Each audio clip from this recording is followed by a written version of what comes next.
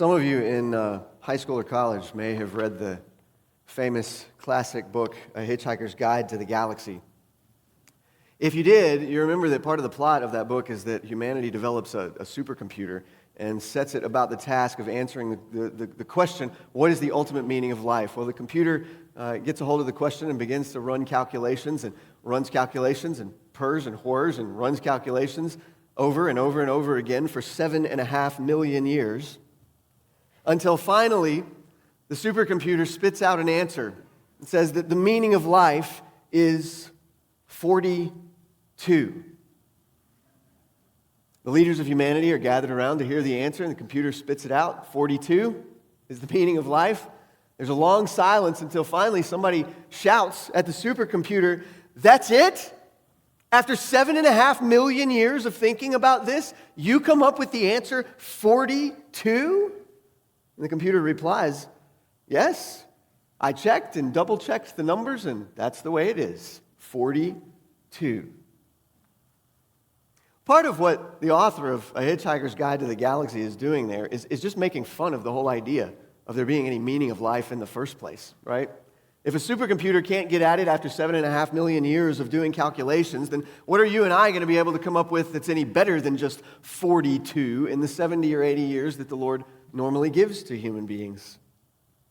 People are given all kinds of answers to the question, what is the meaning of life? You know, there's the old saw, let's just all eat and drink and be merry, for tomorrow we die. That's a rather cynical look at it. Others have said that the meaning of life is love or friendship or family or making sure that the next generation is able to live better than you lived. Other people have said that what you should do in the 70 or 80 years that life gives to you is strive to make some sort of a dent in the universe. Others have said that the meaning of life is to change the world in some way, to do a little bit of good, to do something. But you know, if you really start to think about it, I think, for all those answers that are given, 42 is probably as good an answer as any of them as to what the meaning of life is. At least until you break outside the bounds and the bonds of a purely godless understanding of the world. Well, what I want to talk with you about today is exactly that kind of a question. What is the meaning of life? And how can we even say that there is any meaning of life if the reality of the situation is just that you're born on one day, you live a few more days in between, and then at the end of it, you die, and everything is swept away like sandcastles on the shore? And even if you can do a few good things in life, even if you can make a dent in the universe, what does it ultimately mean 100 years from now, 200 years from now, 1,000 years from now? Who's going to remember you or what you've done? What is the meaning of life, and why does it matter? We're beginning a study today that's going to run for the next few weeks, and we're going to be studying the Old Testament book of Ecclesiastes. So take a Bible and turn into the Old Testament. I know that may sound random and obscure, and what I want to try to convince you of over the next few weeks is that it's not random and obscure at all. The author of Ecclesiastes is in fact wrestling with and asking and giving answers to some of the most profound questions of human life and existence. And so we're going to go along with him through these 12 chapters and see how he answers these questions. So take a Bible, turn to the Old Testament book of Ecclesiastes. If you're here with us this morning and you're not super familiar with the Bible, what we do here at Third Avenue is open up the Bible to a particular place each week, and I stand up here and read and explain and talk about the application of that particular text and its relevance to our lives.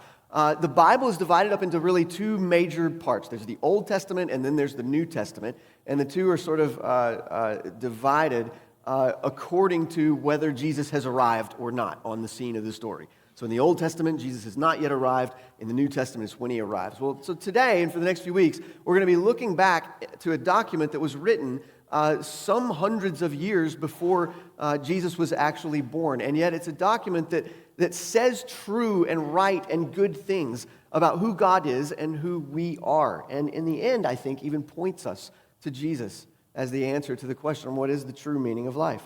So if you want to use one of these red pew Bibles in front of you, it looks just like this one. You can find them either in the pew rack in front of you, maybe under your seat, something like that. The book of Ecclesiastes begins on page 553. So you'll be able to find that book there.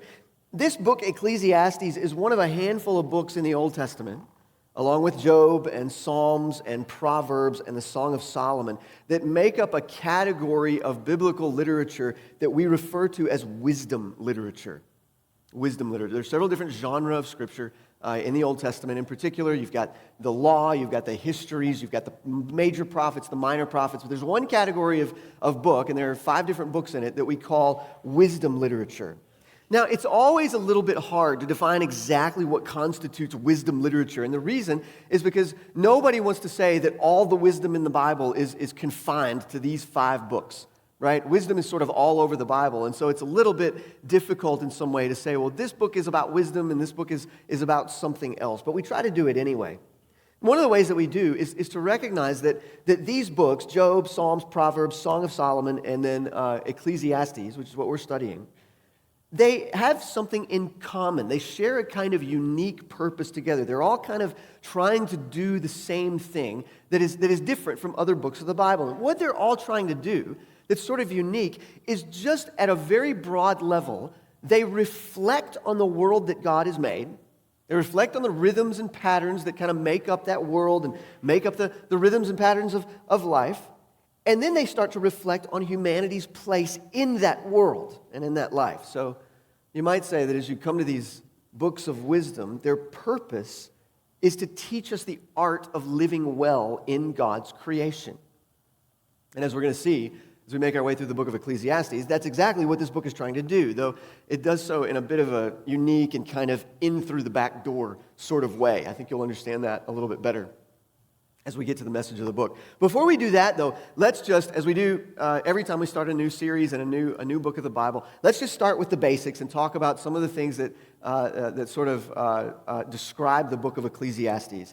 Ecclesiastes, you can kind of flip through it and see what's going on. Maybe look at the subheadings inside the book and see what's going on. It's made up of 12 chapters, and it claims in verse 1:1, chapter 1, verse 1, the very first thing it says, claims to have been written by someone called the preacher, or maybe the teacher, depending on how you translate the Hebrew word that lays underneath that.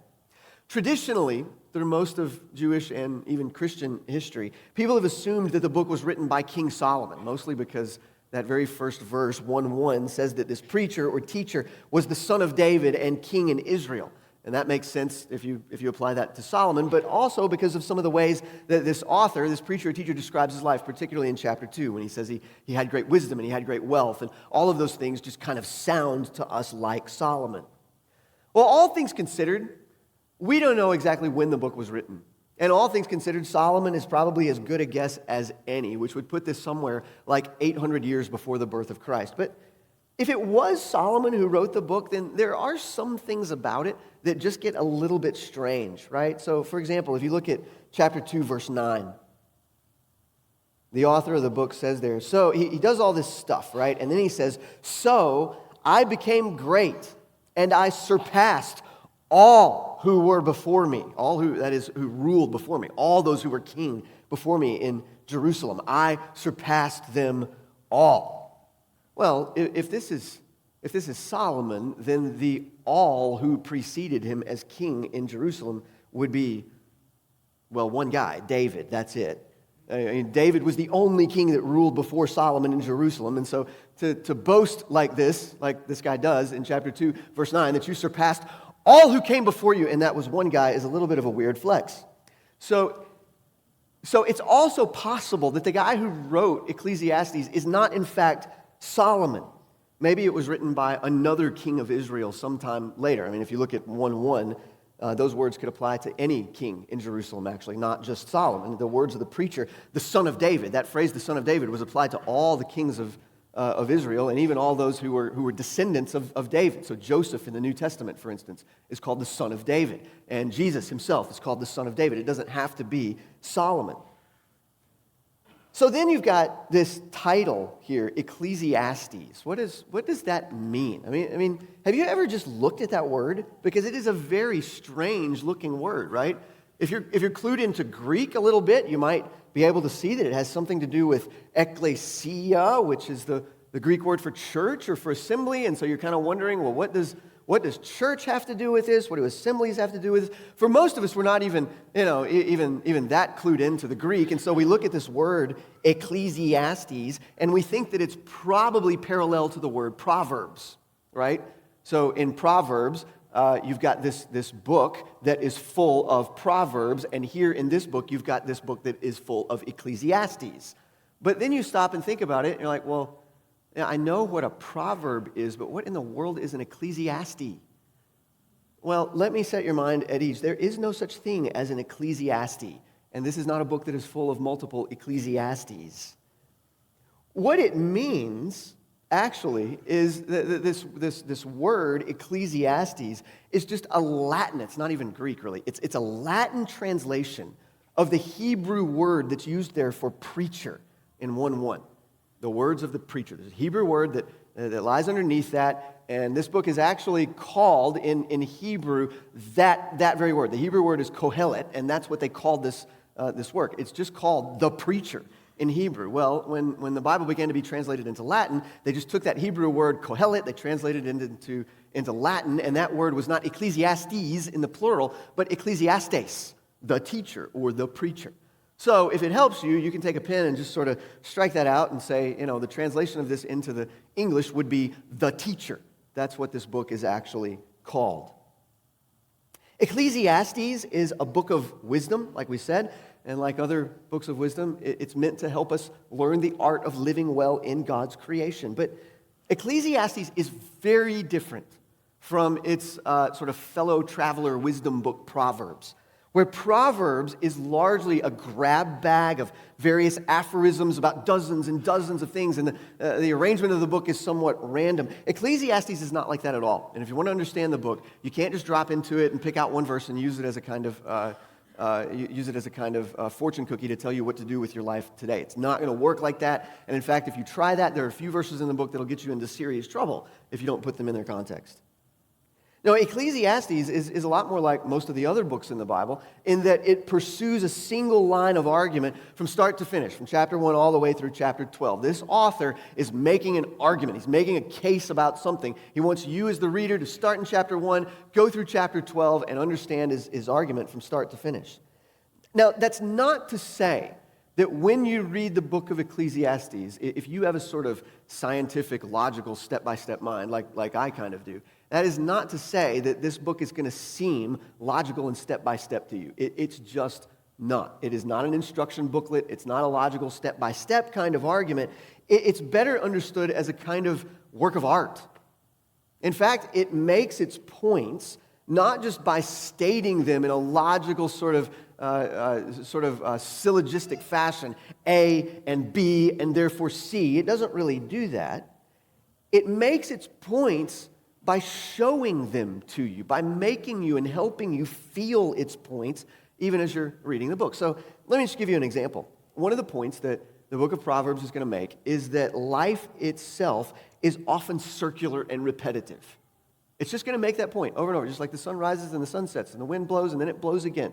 Just like the streams flow into the ocean and the ocean is never filled and the water evaporates and goes back to the stream and then it goes. Just like all of those things are happening, life itself can be kind of circular and repetitive. And in fact, one of the other points that it's going to make is that the search for ultimate answers to some of life's hardest questions often winds you up in a dead end. So instead of just saying that, instead of just telling you life is repetitive and circular, and sometimes you wind up in dead ends as you're pursuing these questions, which the author could have done, he actually uses his book to take you in circles, and he'll swing back around from one topic to another like this in order that you're actually feeling the repetitiveness and circularity of life. There are other times when he'll pursue a question and he'll pursue it for a little while and then he'll just kind of come to an answer and sort of give up on it. And you're like, well, that's a dead end. Why didn't you finish the argument? Well, it's partly because he wants you to feel the weight of the fact that sometimes in life there are questions that don't have good answers. You just run into a dead end and you have to stop talking. So the very structure of the book, the very way that it's written, and therefore the experience of reading it is making its own point. So as you read Ecclesiastes, you're not just understanding the point of the book, you're actually feeling its point. So just by the way, that's a good reason for why you should, sometime over the next 6 weeks or so, find some time to sit down. It'll take you about an hour and read the book of Ecclesiastes from start to finish. It won't kill you to read 12 chapters of the Bible all at once. And what it will do actually is help you feel the weight and the circularity and the movement of the book, and it'll help you feel its point as well as understand it. For those of you who have a kind of logical mind like mine, sort of scientific, you like things in order, and you like syllogisms, and you like aphorisms, and you like logic, the book is going to be a little bit frustrating for you. But I hope that, like it has been for me, that will actually be a good thing for you, because it might break your stranglehold on the expectation that everything in life ought to be a syllogism, because it's simply not. And that's part of what Ecclesiastes wants to teach you. So what is its point?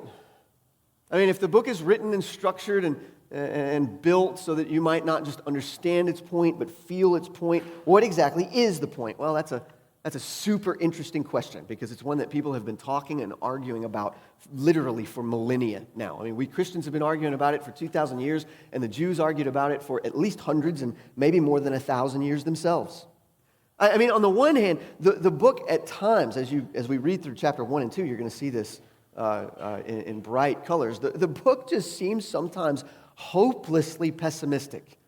I mean, the very first thing that the author says is, vanity of vanities, everything is vanity. And some of your Bibles will even translate that wrongly, I think, and I'll explain that later. Meaningless, everything is meaningless. And that hopelessness and vanity just seems to shoot through the book from start to finish. On the other hand, though, there are also times where the author kind of comes up out of this, seeming depression that he's in, and he sees the good in life. He even sees the necessity and the good of enjoying life. And at the end of the book, he gives a ringing affirmation of the goodness of life as it's lived under the sovereignty of God. But still, as you read through the book, he just seems to go from, vanity to enjoyment, meaninglessness to meaningful. And those two messages seem to clash. I mean, is life meaningless? Or is life, in fact, deeply meaningful? He seems to affirm both of those things at the same time. In fact, people have had such a hard time discerning the author's message in this book and trying to figure out how to deal with all of those tensions, that one author even suggested that what you've got here is originally just a deeply pessimistic book. That somebody came along and wrote this book and just laid it out in all of its pessimism. Life is awful and horrible and repetitive, and there's no point in it, and we should all just, eat, drink, and be merry, for tomorrow we die. That was the original, this guy said. But then somebody came along and in the margins argued with him. You're like, no, if you live life in obedience to God, it's not that bad. And no, we should eat, drink, and be merry because God has given us these gifts. And so he thought that probably what happened is that then some scribe came along and stuck the original and the little arguing notes together into one thing, and thus the confusion. I don't think that's what happened at all. And I think that what we're going to see as we make our way through the book is that it's not actually pessimistic at all. In fact, the author's goal through the whole book is to help us live well and joyfully. Remember, that's the point of wisdom literature. It's the art of living well in God's world, living joyfully in God's creation. And I think that's what the author's doing. He's trying to help us live well and joyfully and meaningfully in God's world. And the way he does that is precisely by helping us come to terms with the fact that we are created in finite beings. He wants to help us live joyful, meaningful lives in God's world precisely by helping us come to terms with the fact that we're created in finite beings. That this life is not eternal, and that it can't and is not even designed by God to give us ultimate meaning or satisfaction. But what you see at the end of the book as you make your way through is that the great irony of the fact that this life is not eternal and it's not designed to give ultimate satisfaction and meaning. Once you realize and grasp that fact, once you sort of let it get down into your bones, that's not what this life was designed to do. That's not what the things of this world, it's not what the goals of this world were ever designed to do. Once you understand what life really is and what it's not, well, all of that frees you up in this ironic and wonderful way to live and enjoy and delight in life as God intended it. That's the message of the book. That's the message of Ecclesiastes. The author wants to help us live well and joyfully and meaningfully in God's world precisely by understanding that we are finite and created beings, and this life was never designed to give us ultimate satisfaction and meaning.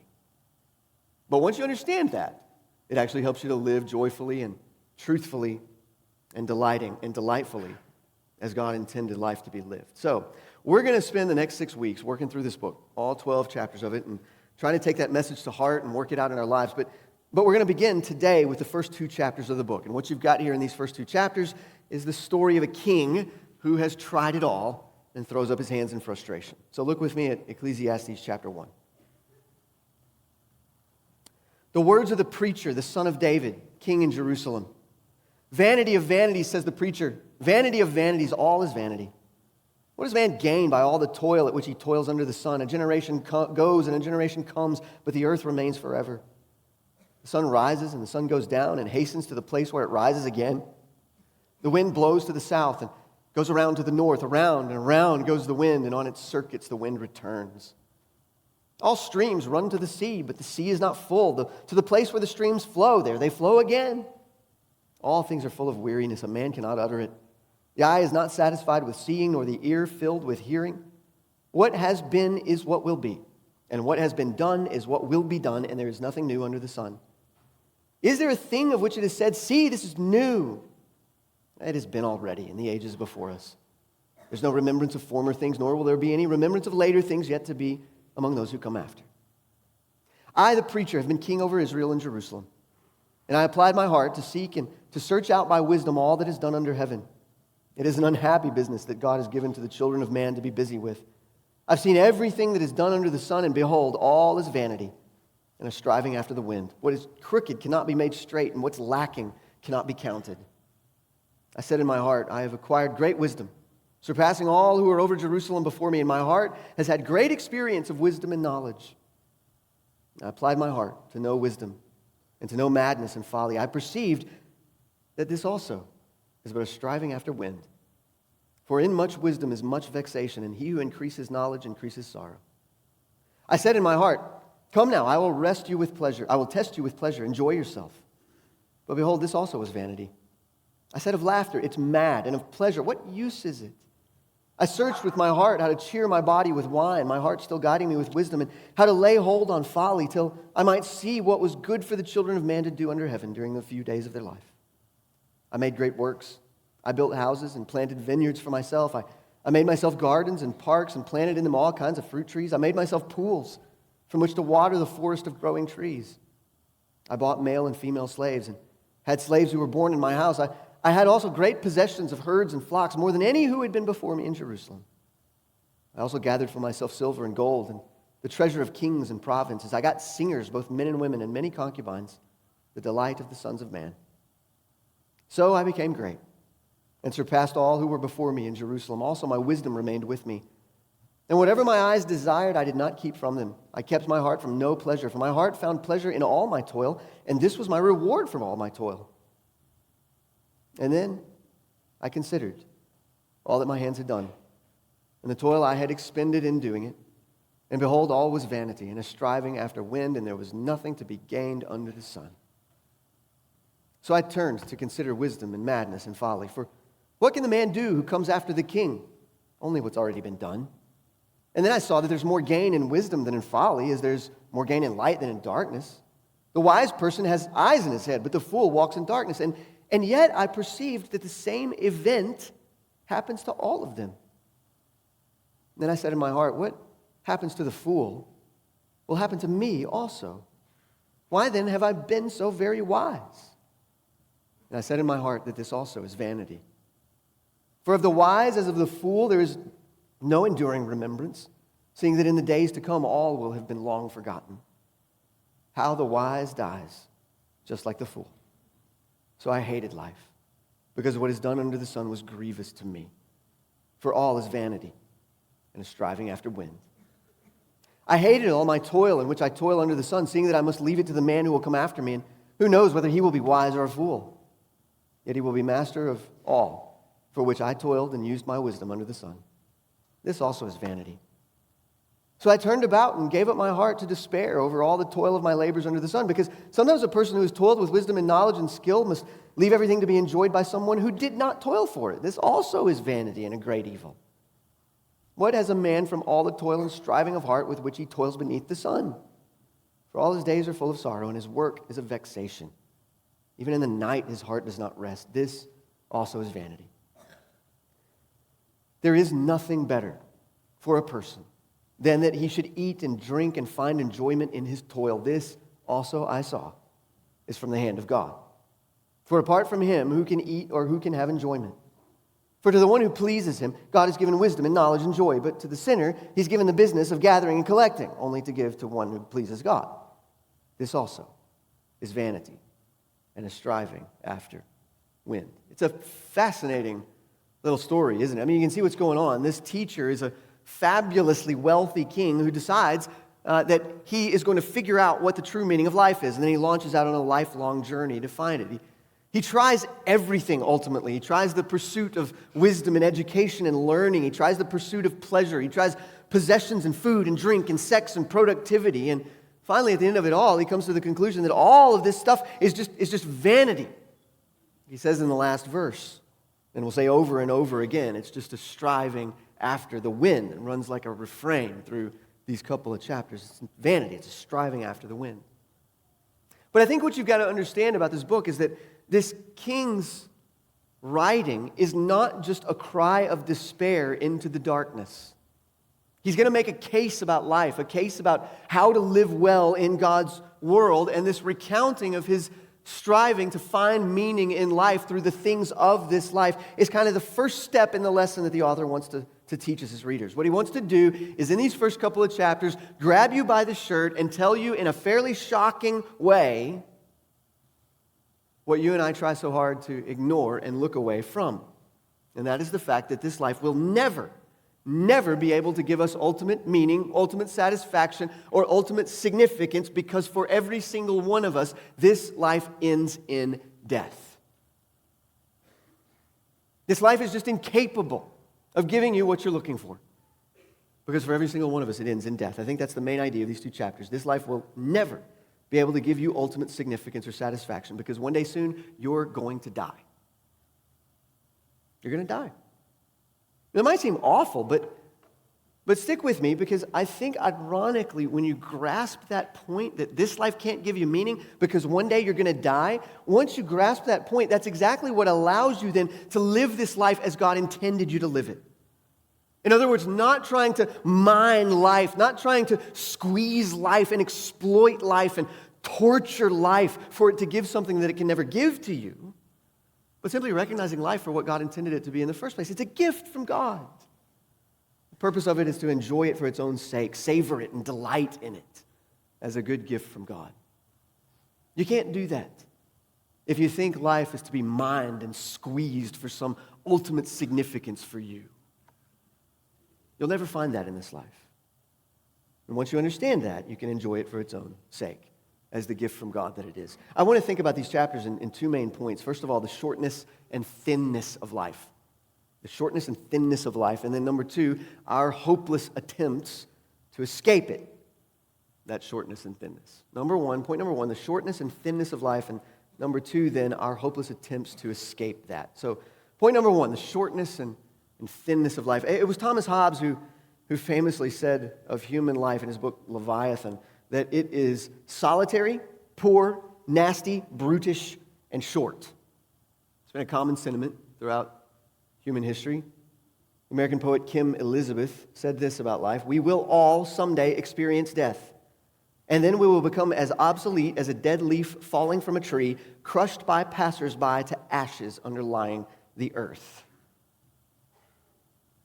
Someone else said, "We come and we cry, and that is life. And then we cry and we go, and that is death." The German playwright Wolfgang Borchardt said, "A man dies, only a few circles in the water prove that he was ever there in the first place. And even then, those circles quickly disappear, and when they're gone, he's forgotten without a trace, as if he'd never even existed. And that's all." And then most awful of all, another American author and playwright said this about life and death: "Life is hard, and then you die, and then they throw dirt in your face, and then the worms eat you. Be grateful that it happens in that order." I mean, you laugh, but it's awful.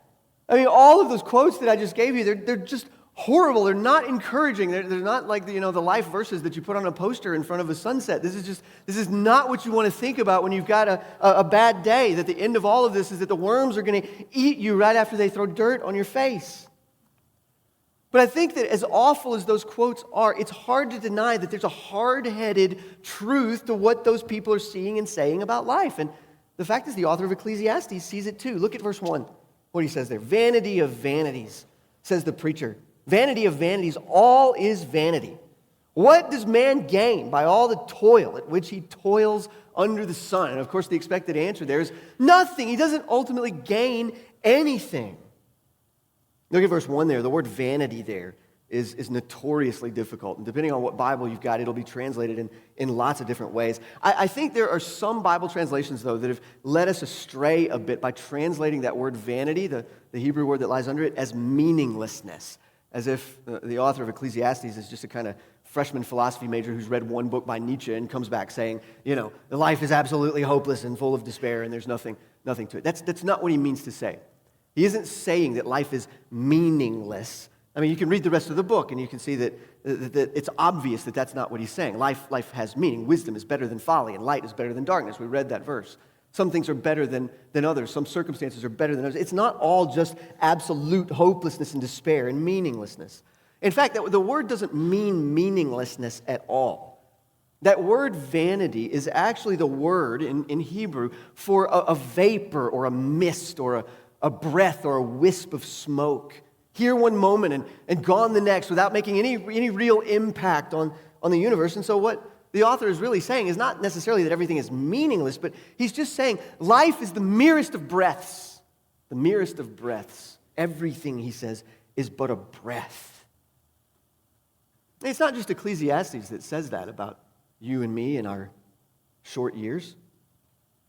The Bible says all the time that we are like a mist that vanishes before the dawn. Psalm 39, verses 5 and 6 say this, "Behold, you have made my days a few handbreadths, and my lifetime is as nothing before you, O God. Surely all mankind stands as a mere breath. Surely a man goes about as a shadow. Surely for nothing they are in turmoil. Man heaps up wealth and doesn't even know who will gather it." Psalm 78 says that our days vanish like a mist. James says that our life is, quote, a mist that appears for a little time and then vanishes. I think it's worth stopping and just spending a minute to just consider that, to really sort of look it in the face and recognize and acknowledge that our lives as human beings are just pitifully short. They're here 1 minute and gone the next. I think the author gets at this idea again in verse 4, where he says that one generation goes and another comes. One generation goes and another comes. And the only thing that's fixed and stays in place is that the earth itself is the land upon which all those generations walk. But one generation follows another. I mean, some of you have gotten old enough to have experienced this. I mean, as I've gotten older, I'm amazed, actually, to see how fast it happened that my generation is already becoming the old generation. I mean, it happened in a heartbeat, in a flash. I mean, it was just yesterday, I swear, that I was a teenager looking at my parents and thinking that they were old and unsophisticated and uneducated and foolish. And now I am told every single day by my own kids how old and foolish and out of touch and unsophisticated I am. And every generation that comes up, I remember it when I was 16, 17, 20, 25 years old. I remember, I thought that, we were the first generation that had figured out that our parents were the stupid generation. We're the first generation to have it figured out. I'm sure my kids think they're the first generation to figure out that their parents are dumb and never had it figured out. But it's always been that way. It's also always been the fact that the parents look down on the kids' generation and say, no, you're the foolish ones and you're going to grow up eventually. Right? Generation after generation after generation. Several hundred years before Jesus, Socrates, the philosopher Socrates, was talking about the generation under him. And he said, the children now love luxury. They have bad manners, contempt for authority, and they show disrespect to their elders. I mean, that's Socrates. That's the best he had when he was thinking about the next generation. If that's all he's got, then, me and Socrates are like that, because I say the same thing about my kids all the time. It's always been that way. It will always be that way. One generation rises up with all the energy and hope of youth, They think they're going to change the world, and then before you know it, that generation is being displaced by another that thinks they're going to change the world. You remember when everybody was talking about those young millennials that were, either going to save the world or ruin it, depending on which way you were thinking about it? You know how old the millennials are now? Some of the millennials are 36 years old. I bet you didn't realize that. When you think millennial, you're probably thinking like 21-year-olds, right? In college. They're not in college anymore. They've been out of college for 14 years. Some of them. Somebody once said that inside every old person is a young person wondering what in the world just happened. I think that's true. And I think that Ecclesiastes helps us to look squarely in the face at the reality that our life is short. It's not just short, though. It's also fleeting. It's hard to pin down. It's hard to grab, impossible to grab. I mean, you might as well try to grab the smoke from a blown-out candle and stick a piece of it in your pocket. I mean, the smoke is there, right? It's a real thing. But if you try to grab it and preserve it, if you try to put it into a bottle or put it into your wallet, you find that you're grabbing at nothing. It's the author's point in verse 3. What does man gain by all the toil at which he toils under the sun? At the end of it all, what do you have that you can nail down? What at the end can you look at and say, that's what I gained? That word gain there is actually it's an economic word, in fact. And what it means is surplus or sort of what's left over. When all is said and done, when the business deal is finished, when all is finished, all the transactions are made, what is left over at the end? That is your gain or your profit. And the author is asking, at the end of life, when all the transactions are done, what is your gain at the end? What have you really nailed down and grasped? And his answer is nothing. Nothing. We work and we strive and we toil, and in the end, our bodies are dropped in the ground. The old aphorism has it, you can't take it with you. We try so hard to make death, the end of life, a beautiful thing, something not to be feared. You put a beautiful casket at the front of a church building, you put beautiful flowers around the casket, beautiful words are said, beautiful words are sung. But if you've ever stayed around after the graveside service, when all the beauty is done, to watch the grave diggers actually put the casket and the body into the ground, you know it's not a beautiful thing at all. And I've done it once or twice, and it's not a pretty picture. And they have to come in, and the casket, of course, is heavy, and it's held up by straps, and it's just this kind of awful dance where four men are holding onto straps and letting them go at various times, and the casket is shaking and moving and settling down until finally the very last thing that happens is that it plops down into the ground, usually a muddy hole, and they pull the muddy straps out, roll them up, and go home. If you ever see that happen, I promise you it will drive into your being and into your consciousness the finality of death. And the fact that when all is said and done, if your hope and your significance was in this life, then you have gained nothing. The author also wants us to know that life is repetitive.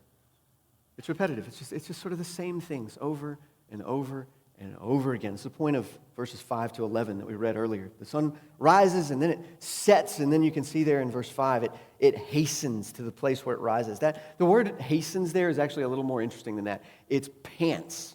In other words, the sun is tired. It's sprinting from the place where it's set, sort of underneath the world in order to pant at the beginning to do the same thing again, and then again, and then again. The sun moves from east to west, the wind blows from the north to the south, but then it comes back around to the north again to start the whole thing over.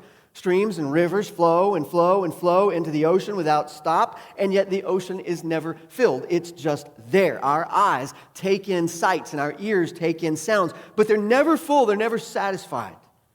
They've never had enough, so round and round and round it all goes, one day after another, 1 year after another, 1 century, 1 age after another, one life after another, 1 generation after another lives and dies and is forgotten until the next one comes on the scene to live and die and be forgotten after that. I mean, look at verse 11.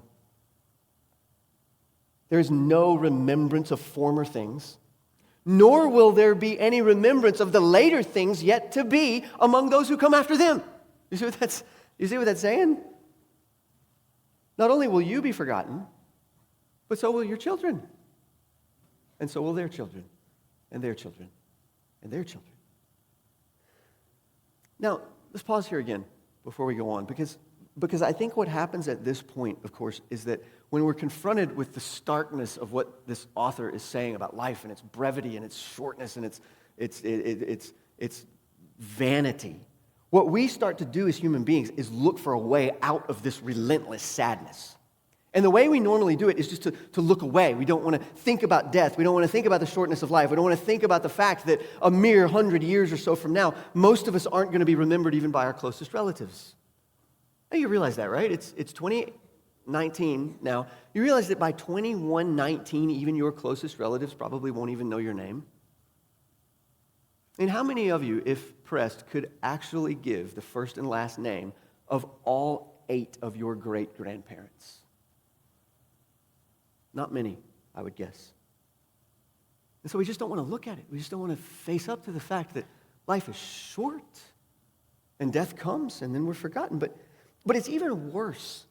Our ability and our attempts to sort of look away from the whole thing, it's even worse than just ignoring it, because we don't just look away from the shortness and thinness of life and try to ignore it. We actually, as human beings, spend our days trying to get life to provide us with some kind of lasting significance and meaning.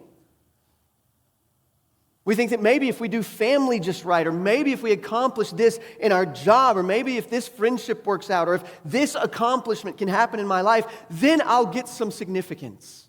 Friend, what are you banking on for significance and meaning? And at the end of life, when you're laying on your deathbed, should you have the privilege of having some time on a deathbed, what are you going to point to in the 70 or 80 years of your life, or 90 or whatever it is, and say, this gave it all significance? You're going to point to a job? Point to friendships, to some accomplishment, some monument that you built to yourself? What are you going to point to on your deathbed 200 years from now? If you could look back on it, what would you point to? Say, that's the significance of my life. See, the author of Ecclesiastes wants you to see the reason he's doing all of this, the reason he's just relentlessly laying out the brevity of life, is that he wants you to see that kind of striving for significance, that kind of trying to wrest ultimate meaning out of this life, to mine it for something that's going to be lasting and secure, is useless and hopeless. And why is that? Well, because life wasn't designed to give you that kind of significance. God did not create life. He didn't give life. He didn't design life to produce that kind of significance. And so it won't, no matter how hard you try. But here's the thing about it. Once you recognize that, once you let that reality get deep down into your soul, ironically, you find that you're not dropped into despair, but you're actually able to enjoy life and delight in life for what it is and what God intended it to be. I got a friend who tells a story of his, he's got a son who's not young anymore, but when his son was old, he would tell this story about this little boy who had a toy bus, right? And the little boy would drive it around on the carpet of the living room, and things would go fine until he would then pick the truck up and throw the truck across the room and then cry. And so, as the dad delved into this behavior to try to find out why the kid was throwing the truck and then crying, it turned out that what the kid was hoping is that the bus would fly. And so when it didn't, it made him very upset. And what my friend had to explain to his son is look, son, buses are not meant to fly. That's not what they're designed for. If this was an airplane that actually worked, then it would be designed to fly, but your bus is not designed to fly. So the reason you're frustrated with your bus is because you're trying to get it to do something that it was never designed to do, instead of using it for what it actually was designed to do and therefore enjoying it. The same thing is true of life. If you're trying to squeeze life and torture it to give you something that it was never designed to do and can never get you, I promise you're going to spend life being frustrated. But it's when you understand what life is, that it was never designed to give that kind of significance. It was never designed to give that kind of meaning. It was never designed to create a lasting monument to your fame and glory. You'll be able to enjoy it and delight in it for what it was. I mean, think, for example, here's one example. Think about these rhythms of life that the author of Ecclesiastes talks about. The sun rises and sets and rises and sets, and the wind blows and then it blows the other way. Think about all that. And sometimes I think that instead of sort of enjoying the rhythms of life, we find ourselves trying to escape them, right? They get old. Sunday morning again. You got to go to church again and again and again. It's the same old thing, the same old thing, the same old thing.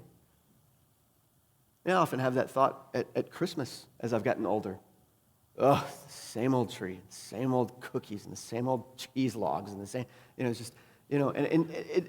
just, I think of the routine as drudgery, but the better and correct way to think about those rhythms of life is not as drudgery that we're meant to escape, but as something that God intended. And it's meant to give us joy. What he intended was for us to enjoy and delight in the recurring rhythms of life. So instead of thinking that gathering together with the saints on Sunday morning to do the same thing over and over again is, it's just the same old thing. No, it is the same thing. Week after week after week. And this Sunday, I get to gather and sing with God's people. And now this Sunday, I get to gather and sing with God's people. Not to look at the first flowers of spring and think, gee, it's the same old flowers, but to think, no, it's the flowers of spring again and again and again. It's not the same old cookies, it's the same cookies year after year after year, and there's something delightful in that. No, there's nothing that in this life that's going to propel you out of the rhythms of creation and into some transcendent meaning. Nothing in this life is going to do that. Jesus will do that, but this life is not going to do that. But when you recognize life for what it is and stop trying to force it to give you something that it was never meant to give, you can start to enjoy life for what it is. But of course we don't do that. We try to escape, and that's point number 2, much more briefly. Our hopeless attempts to escape this. We see Solomon or this king, whoever he is, trying to escape the short and fleeting nature of life. And so from verse 12, down through the end of chapter 2, he sets out on this journey to try to escape that fact. He doesn't like it that life is short and fleeting. He wants it to have significance. He wants to mine it and torture it and squeeze it to try to find some ultimate meaning. And he goes through several steps in order to test that and try to do it. So in verses 12 to 18, we read them earlier. His first step is to give himself to learning and wisdom. It's a common move among humanity, right? And there have been philosophers throughout the ages who have looked at the shortness and the fleetingness of life, the seeming meaningless of life, and they've sought to flee to the life of the mind. But this king, when he had done that for a while, finally came to the conclusion that even wisdom is a striving after the wind, because finally death comes. You can be wise, you can learn, you can be educated, but finally, when the grave closes over you, it doesn't accomplish anything, really. It doesn't provide any lasting significance or meaning. In fact, he says that what he found was that having more wisdom and having more knowledge didn't lead to happiness and peace at all. Now look at verse 18. Here's what he finally came to realize. For in much wisdom is much vexation, and he who increases knowledge increases sorrow. That's where we get the whole idea that ignorance is bliss. If you don't know anything about the world, you can be happy about it. It's when you start to learn about the world that it really gets tough. That's what he realized. In the first few verses of chapter 2, because he's realized this, he abandons the life of the mind and instead pursues the life of the party. If you look at those 3 verses, you can see him talk about laughter and pleasure and wine. But at the end of it, he says it actually in verse 1, he realized that all of that too was just vanity, just a striving after the wind. All the pleasure and laughter and fun in the world didn't provide him with any peace or real significance. It all just went away. In verses 4 through 11, he decides, okay, it's not wisdom, it's not the life of the mind, it's not the life of the party. Maybe it's the life of productivity. That's what I'll do. I'll produce something. I'll create something. I'll build something. I'll get her done. Maybe productivity is the secret of life. So he made himself into the greatest king who ever ruled in Jerusalem. He built buildings and palaces and gardens and roads and all the rest of it. He accomplished something. Now, I think, if we're honest, we 21st century Americans are probably at this stage of the whole journey, right? We think that productivity is the thing that's going to give us lasting significance in life, right? Every single one of us. It's our jobs, it's our careers, it's what we do. We as Americans are always trying to solve the equation of life for the job and for accomplishment. We don't, as Americans, try to solve the equation of life for relationships or family. We try to solve it for the job and for the career. Because we think if we accomplish something, we'll be able to look back on life and point to what we've done, what we've built, what we've amassed. But look at verse 11. Again, he says, all is vanity and striving after the wind. And if you look forward, he returns to this theme in 18 to 23. I told you it was circular, and this is one of those moments, because he'll circle back and talk about the meaninglessness, the vanity of toil. And he asks in those verses, you probably remember it from when we read, what happens to all that stuff you've built? What happens to all that stuff you've amassed? Well, who knows? I mean, on the day you die, who knows what happens to it? It goes to somebody. Maybe they'll preserve it. Maybe they'll build on it, but maybe not. Maybe they'll destroy it. You don't know. In 12 through 17, go back up to that paragraph. 12 through 17, he returns again in one of these circular things to think about wisdom. He says, okay, maybe the way to get meaning out of life and significance out of this life is to live wisely and not foolishly. And he says it's not a bad thing, right? It's not a bad thing. There is some value in wisdom. The Bible often, in fact, says that wisdom is important, and the author of Ecclesiastes knows that. But look at 14, what he finally comes to the conclusion. It's like, even if you live wisely instead of foolishly, the same event happens to both the wise and the foolish. And what event is that? It's death. The wise man and the foolish man will lie in the same grave. Now, you see what this guy's saying with all of this? You see what he's talking about here? He tried everything to escape the shortness and the fleetingness of life. He tried everything possible to get life to offer up to him some ultimate meaning or significance.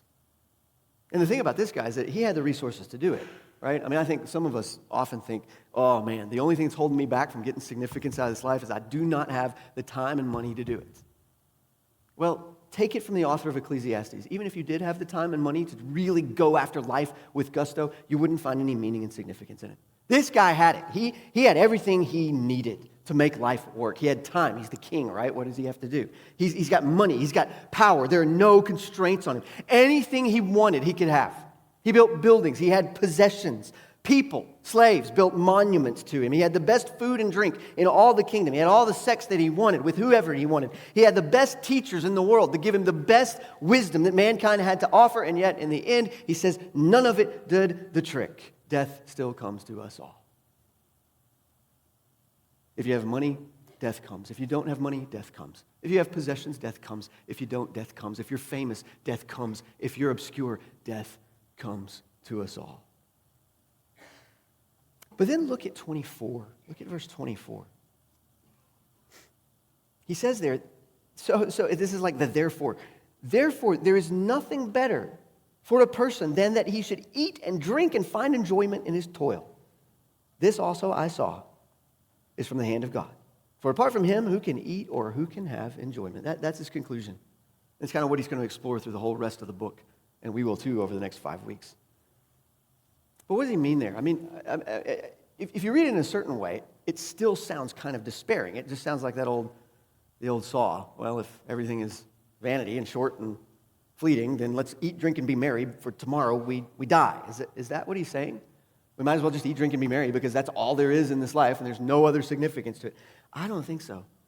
And the reason I don't think so is because he recognizes that the eating, drinking, and being merry is coming from the hand of God as a gift. And so I think what he's saying is not let's eat, drink, and be merry because that's all there is in this life, but let's eat and drink and be merry and delight in life and its rhythms and even in its shortness because that is exactly what God intended for life. See, if you ignore the fact that you're going to die, if you try to hide from that, if you fool yourself into thinking that life is in fact going to offer up some ultimate significance to you, then you're going to spend your days striving after the wind. You're going to spend your days squeezing the rock of life, and it's never going to give you a drop of significance. You're going to amass and amass and amass, and everything you gathered up is ultimately going to fall into the hands of another, and you won't have a say in what happens to it. If you ignore the shortness and fleetingness of life, then the shortness and fleetingness of life will swallow you whole. But what if you approach life with a different mindset, in a different way? What if you recognize and even embrace, like this author of Ecclesiastes, that life was never meant to give that kind of significance? You squeeze the rock of life and it doesn't give a drop of significance because it was never meant to give that kind of significance. What if you recognize that? And what if you then recognize that God has designed it in all of its unending rhythms, even in the waves of the sea that level out the sandcastles that we build, even in the very shortness of our lives? What if God has designed life not to be mastered and controlled and turned into a monument to your own greatness and significance, but simply to be enjoyed as a gift from Him? Do you see how that would just change everything? I mean, what if you looked at meals with other human beings, not as a way to network and impress and go after the gold ring, but just to enjoy good food and other people, to have fun with other human beings? What if you looked at the gathering of this church not as a way to make a name for yourself as a minister, but as an opportunity just to enjoy being with the people of God? What if you looked at the years that you have with your children, not with the main goal of making them into something,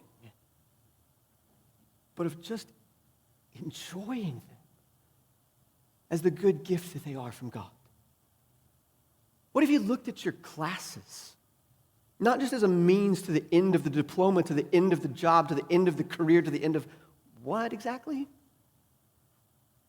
But what if you looked at them as a means of just enjoying the pursuit of knowledge as a good gift from God's hand? What if you thought about your job not just as something to build a name for yourself or to acquire possessions, but as an arena in which to make yourself more like Jesus and to bring glory to God? In part, I think this is about embracing our createdness. I think it's about understanding that we are created to do certain things and to do them over and over and over and over again, and that many of those things that God has created us to do, that we are to delight in and that He delights to see us delighting in, are not going to make it into eternity. I have so many conversations, especially with young people. They usually grow out of it. But as young people, we want everything we do to matter. We want it to make it into eternity, right? And if what I'm doing is not going to make it into eternity, if it's not of eternal significance, then it doesn't matter, right? An architect wants their buildings to last into eternity. A city planner wants their city plan to make it into eternity. I was talking to a chef who had gotten a hold of some of that idea, and he said, I cook for eternity. I was like, well, I don't think so, because I'm about to eat that. It's not going to make it into eternity. I think it's an important thing for us as human beings to grasp. Life has rhythms, life is short, and life comes to an end. And yet there are things in life that God gives us to do that we are to delight in and give ourselves to, and that He delights to see us delight in and give ourselves to. See, if you live life like that, if you understand life like that, it changes everything. And here's the thing about this. The funny thing is, if you embrace life in that way, those are the first steps of the faith that will lead you to embrace Jesus Christ. Look, I'm aware that we haven't talked about Jesus yet in this sermon. I'm aware of that, and that's because when we're in the wisdom literature, we're actually not at the gospel yet. We are at the first steps of the gospel. We're at the questions that open up minds and hearts to be able to see the beginnings of the gospel in all of its beauty. But what I'm telling you is, if you understand what life is and what it isn't, if you stop trying to find significance in it and turn your eyes to find significance in God and then just delight in the life that He's given, those are, in fact, the first steps of what will eventually turn into faith in Jesus. You'll start to understand that significance and meaning is not found in all of this junk, but that we live this stuff under God's sovereignty, but we're finding our ultimate significance in Jesus. You see, for Solomon or whoever wrote this, death was this absolutely unbroken dominion over human beings. One after the other died and died and died and died. What Solomon didn't know, what he hadn't seen yet, was that death's grip on humanity was going to break. on the day when Jesus rose from the dead. All he saw was the unending drudgery of it. And he found a way to live with joy in it. But you and I, we can see that the cycle gets broken. And the light of eternity dawns when we're taken home to be with Christ. Let's pray.